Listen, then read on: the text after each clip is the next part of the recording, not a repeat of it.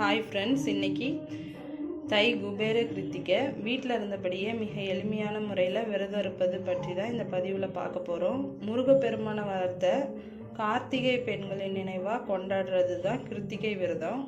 கிருத்திகை விரதம் அன்னைக்கு பெண்கள் விரதம் இருந்து முருகனை வழிபட்டால் கேட்டதெல்லாம் கிடைக்கும் என்பது ஐதீகம்.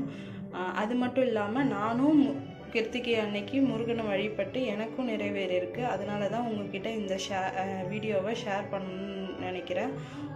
நீங்கள் யாராவது இந்த மாதிரி விரதம் இருந்து நீங்கள் நினச்சது நிறைவேறிருந்ததுன்னா கமெண்ட் பாக்ஸில் கமெண்ட் பண்ணுங்கள். சித்திரை மாதம் தொடங்கி 10வது மாதமாக வர்றது தை மாதம். தை மாதத்தில் கிருத்திகை நாளன்று விரதம் இருந்து முருகனை வழிபட்டால் குழந்தை பாக்கியம் கிடைப்பதுன்றது ஐதீகமாக நம்பப்படுது. வருஷத்தில் 3 கிருத்திகை மிக உகந்ததாக கொண்டாடப்படுது.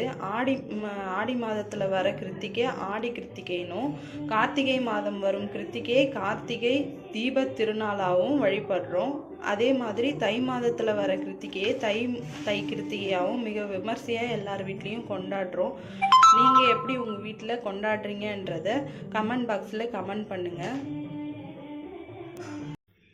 இன்னைக்கு தை கிருத்திகை விரதத்துக்கு சமையல் ரெடி ஆகிட்டுருக்கு. தை கிருத்திகை விரதம் இப்படி தான் எங்கள் வீட்டில் பண்ணுவோம். நீங்கள் எப்படி பண்ணியிருக்கீங்கன்னு கமெண்டில் சொல்லுங்கள். என்னென்ன பண்ணியிருக்கேன்னு காமிக்கிறேன் வாங்க. வாசலில் ஓம் கோலம் போட்டு தீபம் ஏற்றி வச்சு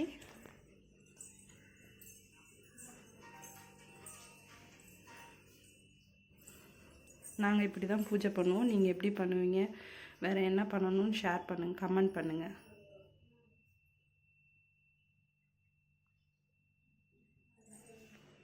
முருகருக்கு பிடிச்ச செவ்வரளி பூ போட்டு துவரம்பருப்பு தீபம் ஏற்றி வச்சு தேங்காய் பழம்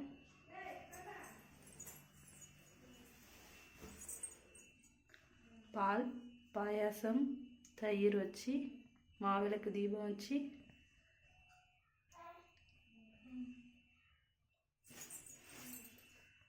படையல் போட்டிருக்கோம்.